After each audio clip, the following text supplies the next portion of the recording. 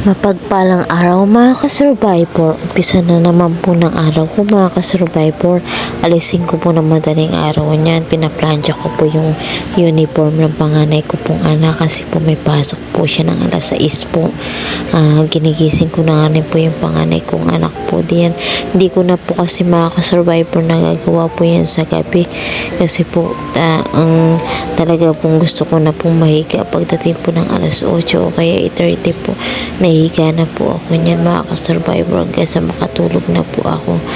Ewan ko ba mga ka-survivor, simula po nung nagkasakit po ako mga ka-survivor, mahina na po talaga yung katawan ko po. Hindi ko na po nagagawa yung ibig sabihin mga ka-survivor, hindi ko na po kayang pagsunod-sunod rin yung trabaho ko po mga ka-survivor. Pero gayon pa man mga ka-survivor, ay binibigyan po ako ng lakas ng Panginoon mga ka-survivor, para kahit pa paano po yung mga dati ko pong ginagawa ay magawa ko pa rin po ng tuluyan po mga ka-survivor, kahit pa unti-unti lang po mga ka-survivor. Basta po mga ka-survivor, lagi po tayong magtitiwala sa Panginoon Diyos mga ka-survivor, at lagi po tayong manalangin ng tapat sa Kanya mga ka-survivor. Hindi po natin kailangan na yung lalapit lang po tayo mga ka-survivor kasi may kailangan po isolve sa buhay natin, o nagpapatulong po tayo o may kahilingan po tayo mga ka-survivor. In every condition, dapat po lagi po tayo nasa Lord mga ka-survivor, kasi alam niyo po mga ka-survivor, siya lang yung makakapagbigay sa atin ng kaginawaan mga ka-survivor at kapayapaan po. Ito nga po mga ka-survivor, yung anak ko nga po nag-aalmusal na po niyan, and naano ko po yung kanyang leeg at hindi nga po minsan nakalimutan po magilod. Tinanggal ko nga po yung ibang mga libag po diyan mga ka-survivor. Kahit na po yan idalaga na po mga ka-survivor, chine-check ko pa rin po yun kung tama yung ginagawa niya mga ka-survivor. Alam ko minsan mga ka-survivor nahihigpitan na po siya sa akin, pero alam ko po mga ka-survivor, niisip rin po ng anak ko kung bakit po ako ganun, ay para din naman po sa kanila mga ka-survivor. Pagka wala pa po yan ng oras ng alas 12 po, kasi ang uwian po niyan is 11:30 po. Pagka nagtatagal lang po siya sa eskwelahan, ay yung naglilinis po kasi malapit lang naman po yung eskwelahan dito sa amin. Nag-aalala na po ako niyan mga ka-survivor. Tinatawagan ko na po yung anak ko kung nasaan na siya. Minsan nga sinasabi niya, "Mama, cleaners pa kami."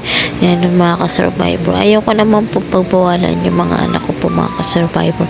Sabi ko, kontrolin lang nila kasi mga ka-survivor, iba na po yung panahon ngayon. Ito nga po mga ka-survivor, mananangalian na nga po niyan. Bumili po yung asawa ko ng ampalaya po. Salamat po mga ka-survivor sa asawa ko, kasi alam niya po na mahilig po talaga ako sa gulay, kaya po bumili po siya dyan. Kahit na nagluto na po yung biyanan ko po ng isda po, nabiya po, na ginatan niya po. Masarap din po yun mga ka-survivor. Ito nga po pa yung kamatis po, titilad po ako mga ka-survivor. Tinatanggal ko po yung buto niyan mga ka-survivor. Saka ko po siya ilalawak po sa ulam. Tapos po nagutom naman po ako mga ka-survivor niya. Mga bandang alas 9 na po niyan mga ka-survivor. Pumunta po muna ako sa tindahan po ng biyanan ko. Nandun po kayong asawa ko na siya po yung nagtitinda doon mga ka-survivor. Pansamantala po mga ka-survivor, tinutulungan niya po ang biyanan ko po mga ka-survivor, para po mabayaran na po yung ibang mga inutangan po mga ka-survivor, at pagkayari naman po niyan ay makapagpahinga na po sila sa pagtitinda mga ka-survivor. Kasi po yung biyanan ko pong lalaki mga ka-survivor ay na-stroke din po yun, kaya hindi na po kailangan lagi na mapuyat siya, mapagod siya, kasi may edad na rin po si tatay mga ka-survivor, senior na rin po siya mga ka-survivor, kaya kailangan, sabi ko nga sa asawa ko, ay kailangan na nilang magpahinga sa bahay. Hindi na sila naghahanap buhay kasi may mga edad na sila. Ngayon mga ka-survivor, pag nasa bahay na sila, tulong-tulungan na lang nila magkakapatid para masuportahan yung magulang nila mga ka-survivor. Ayan naman po talaga ang tama mga ka-survivor, diba po?